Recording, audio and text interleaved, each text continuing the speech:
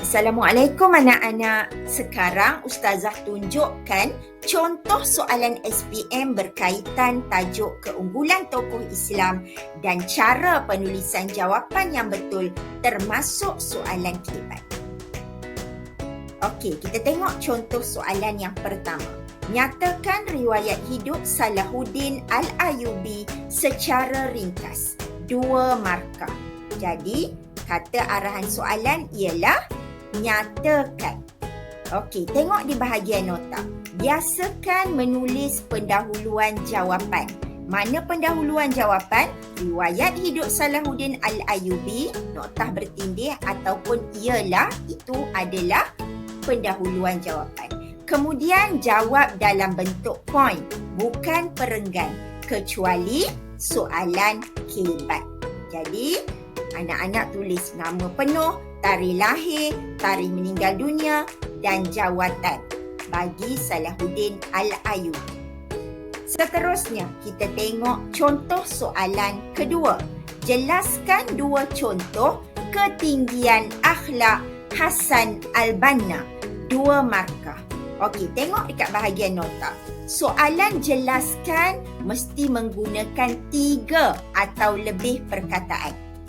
Dan soalan jelaskan mesti menggunakan ayat yang lengkap dan sempurna. Okey, kita tengok contoh jawapan. 2 contoh ketinggian akhlak Hasan Al-Banna, itu pendahuluan jawapan ya.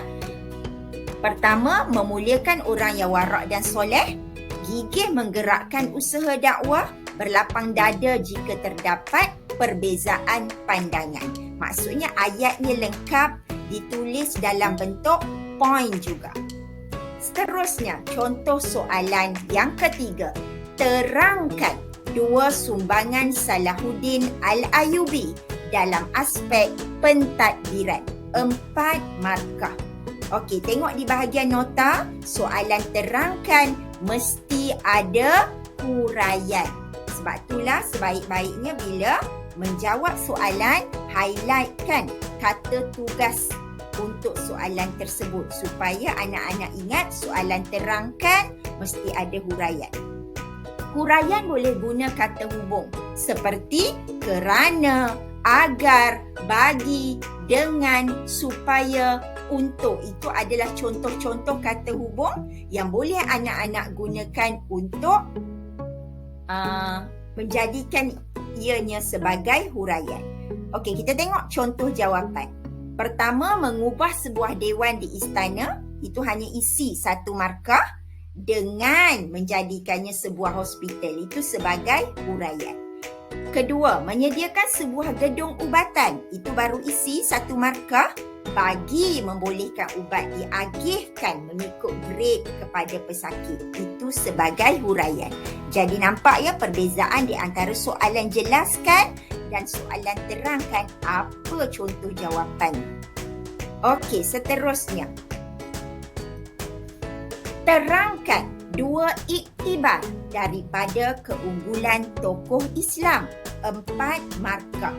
Okey, kita tengok bahagian nota. Soalan iktibar atau pengajaran mesti ditulis dengan ayat pengajaran seperti mana yang Ustazah telah terangkan dalam tajuk ketiga-tiga tokoh tadi.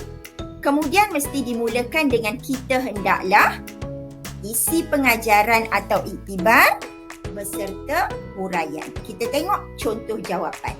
Ya, mesti ada pendahuluan 2 iktibar daripada keunggulan tokoh Islam. Yang pertama, kita hendaklah mencontohi kegigihan tokoh dalam menuntut ilmu sebagai bukti kecintaan terhadap ilmu. Baru anak-anak akan dapat markah penuh untuk setiap jawapan. Jadi ingat ya, cara penulisan ayat untuk soalan iktibar ataupun pengajaran. Soalan seterusnya adalah soalan kebat. Ahmad bin Ibrahim merupakan tokoh yang memberikan sumbangan yang besar dalam bidang keilmuan di Malaysia. Sebagai seorang murid, Bagaimanakah anda dapat mencontohi beliau? 4 markah. Okey, jadi penyataan di atas itulah yang dipanggil stimulus. Stimulus berperanan untuk merangsang anak-anak menjawab soalan. Kemudian, nampak tak perkataan bagaimanakah itu adalah kehendak soalan. Jadi bila bagaimanakah maksudnya soalan ini hendak cara atau tindakan anak-anak agar dapat mencontohi tokoh yang dinyatakan di dalam soalan. Mari kita tengok contoh penulisan jawapannya.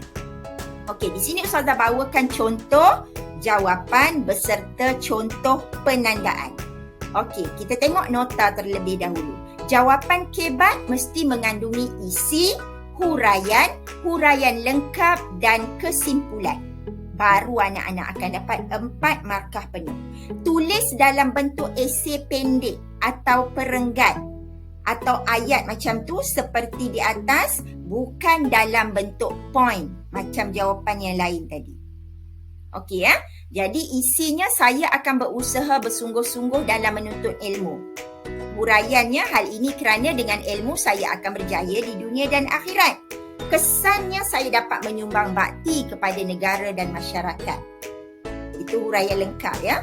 Kemudian kesimpulannya, oleh itu kita mestilah sentiasa gigih dan tidak mudah berputus asa dalam menuntut ilmu agar menjadi insan berguna dan berkualiti. Di sini juga Ustazah sediakan cara penulisan jawapan kebat dengan tips-tips yang disediakan.